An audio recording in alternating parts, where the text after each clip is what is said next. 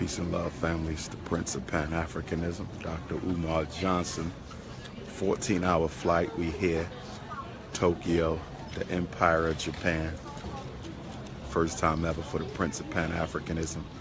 To all my brothers and sisters here in Tokyo, I'm gonna be speaking here Saturday night. So make sure you come on out. If you need the information, you can inbox me or email me, dr.umarjohnson.com. You can add me on WhatsApp, 215-989-9858, 215-989-9858. So it's the afternoon here, about 3 o'clock. I don't know what time it is back on the East Coast. You feel me? But I'm looking forward to the visit. So we got Tokyo Saturday, and then Sunday I'll be down in Nagoya, and then Tuesday I'm gonna fly on over to China. So we here, Asia, Ifatunde. Let's get it. I had that first class upgrade on that flight, so that was excellent. I was able to lay all the way down and go to sleep like a bed. One of the what do they call them? Stewardesses, flight attendants. She asked me if I was a musician, a singer. I guess she was asking me if I was a rapper because she wanted to know how this young black guy is in first class, a $7,000 seat with jeans and Timbs on. So that was real interesting. So when I told her I was a psychologist, she was like, you know, she thought I was a rapper. I guess they're used to seeing rappers in first class, but not the activists. So interesting. And then the Japanese TV, they just jumped me for an interview, walked up on me, asked me why I was here. So that's where we are.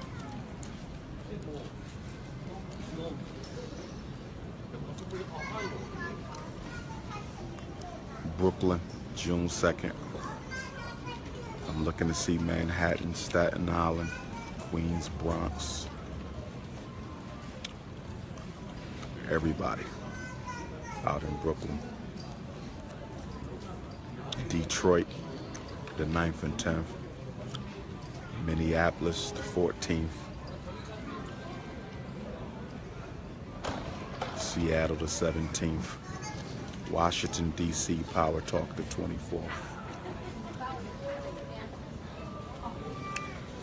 So, this is going to be a real eye-opening experience over here.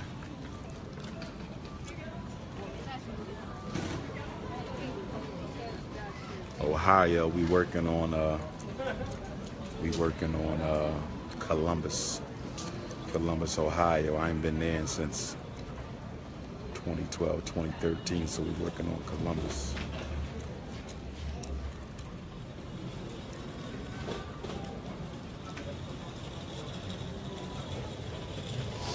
It's funny, a lot of people was asking me, what am I doing coming to Asia? Thought it was a silly question. There's African people in every country. There's African people on every continent. So why wouldn't I come to Asia? I go to the UK. I go to Canada. Why wouldn't I come to Asia? Black folk here as well. We got to take the good gospel of Garveyism to the four corners of the earth.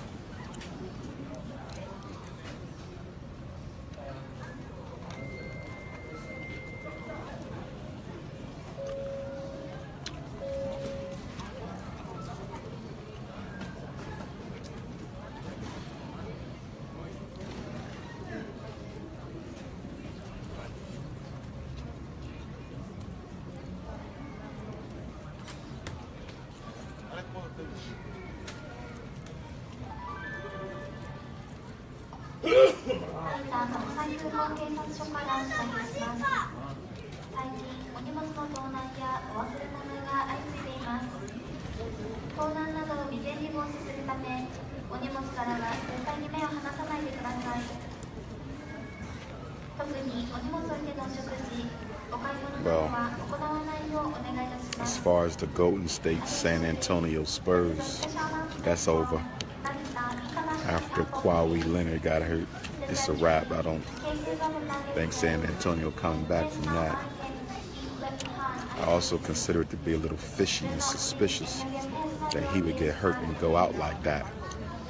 You know, almost got me thinking he was told to take a dive to make sure Golden State see Cleveland in the finals. So,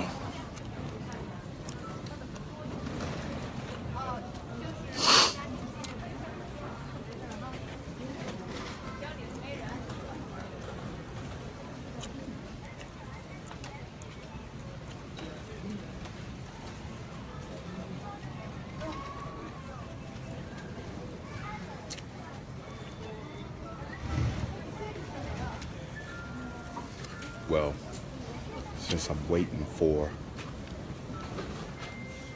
my hostess, the good sister, to come, because we got here a little early. She wasn't expecting that. Neither was I.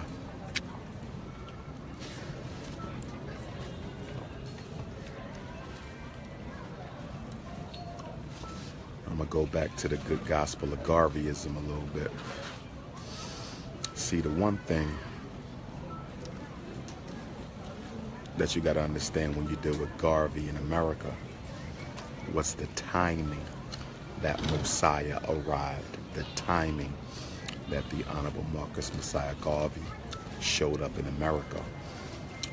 Remember now, Frederick Douglass, the great ancestor, dies in 1895. Booker T dies in 1915. So Booker T dies 20 years after Douglass, right? So after Booker T transitions, W.E.B. Du Bois considers himself to be the next leader.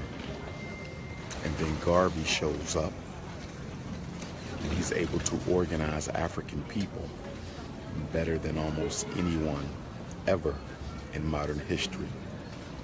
That makes the boy jealous. He gets very jealous, being the light-skinned supremacist that he was, okay, bragging about his French blood and British blood and all this other nonsense, and his degrees from Harvard and Berlin and all this crap. He felt because he had credentials from white folk that he had a right to lead. And that's always been a problem with us as African people, believing that since we have credentials from Europeans, that we have a right to lead. That doesn't give you a right to lead. The only thing that gives you a right to lead is your commitment to your people's freedom, okay? In your military intelligence, your economic intelligence, your strategic intelligence. That's what gives you the right to lead.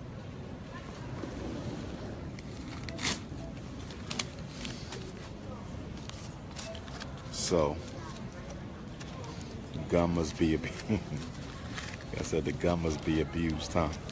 So, Garvey starts to organize. And what made Garvey so revolutionary at that time is the fact that we were only 50 years out of slavery.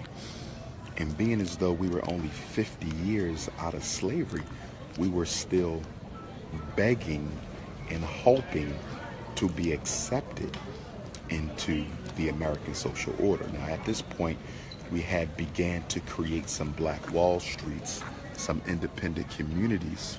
That's very true. But yet and still, we were still largely looking for a way into America. And when the Honorable Marcus Messiah Garvey shows up, he basically calls for an about face. He says, why are we looking to be included in America? We should be looking to create our own independent reality that we tie back to the soil of the African continent. So obviously, when Garvey got here, he was interested in meeting with W.E.B. Du Bois, so he took a visit to the NAACP office, and he said what he saw was somewhat frightening, because the NAACP office, according to Mr. Garvey, all of the employees therein were of a light-skinned supremacist complexion. And of course, within the philosophy of revolutionary Pan-Africanism, we don't take exception to any African. The first color on our flag is red. It's the blood that makes you African. But because we come in all shapes, sizes, and colors, any organization that claims to represent us should also have membership that come in all sizes, shapes, and colors. And so, Garvey goes to the NAACP office and he says that everyone working here appeared to be basically biracial. So he said, if this is the NAACP and you have all these black folks in Harlem and in New York City, why do you see so few of them represented there? And that's when Mr. Garvey started referring to the NAACP as the National Association for the Advancement of Certain People. Of certain people. Okay. So A. Philip Randolph, who was another leader who Garvey had sought out, they met, and I believe it was A. Philip Randolph who actually invited Mr. Garvey to speak at a platform that he was hosting for a particular cause or event. And so Garvey spoke there. So in the beginning, Randolph and Du Bois did not attack Garvey. It wasn't until they saw how successful he was organizing black folk. And that's when he became a significant threat to their HNIC agenda. I repeat, he became a significant threat to their HNIC agenda. Okay?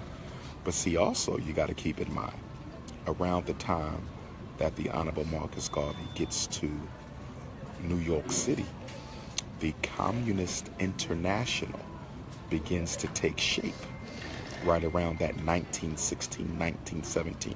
So not only do you have integration being pushed by black leadership through the NAACP, A. Philip Randolph and others, and of course Randolph was a socialist, but you also have the Communist International. So you have the white communists coming into America looking to use the numerical and political strength of black people to achieve their own agenda. So Garvey threw a monkey wrench in the communist plan to co-opt the black community for their own political end. So they hated Garvey because they felt that had Garvey not been there, they think they would have done a much better job converting African people to communism. So, with that being said, two big major ideological struggles that took place between Garvey and the others. And the first was the struggle between Garvey's pan-nationalism and the NAACP's colorblind integrationism. I repeat, the first big ideological struggle was between Marcus Garvey's revolutionary Pan-African nationalism and the NAACP's aggressive integrationism. So that was ideological conflict number one. The other ideological conflict, once again, would be between the Honorable Marcus Messiah Garvey's